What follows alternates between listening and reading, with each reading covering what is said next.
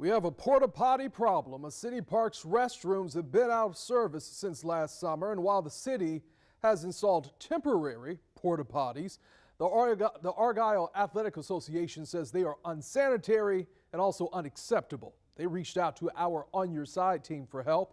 Our Brianna Ray Turner is joining us live at the Community Club Park. And Brianna, the community is getting some action. That's correct. If you take a look behind me, these are the restrooms that have been closed since last July. Now, the city did come out today to take a look at these restrooms, but in the meantime, while they're fixing those restrooms, the softball team here at the ballpark have been using these porta potties, but they said over the weekend, it can get unsanitary with so many people. Now, I walked in there today and it looks like it's been cleaned up, but it wasn't until the Athletic Association reached out to news media for this process to jumpstart. As a parent, it's gross to have to take your daughter to a porta potty. It's been months the Argyle Athletic Association has been dealing with unsanitary conditions. Right now, they're forced to use porta potties. The porta potties that we have, they don't really support the needs of all the kids that we have coming out here. We try to get them clean. They're supposed to be cleaned on a weekly basis. That doesn't always happen.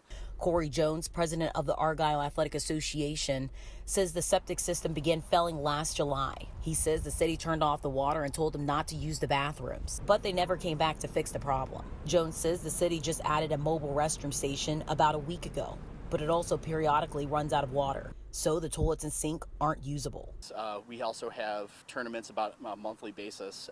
When that happens, there's thousands and thousands of people here, and there's just not we don't have the capacity to handle all those people. And then when the bathrooms go out, we try to get them serviced. It's hit or miss, right?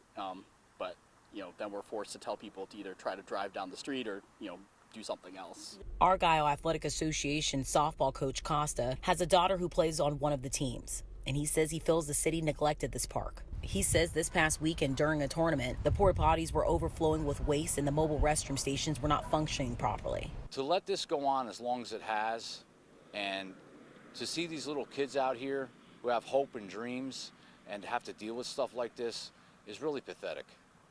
And I hope somebody steps up and makes a difference instead of giving us the runaround like they always have.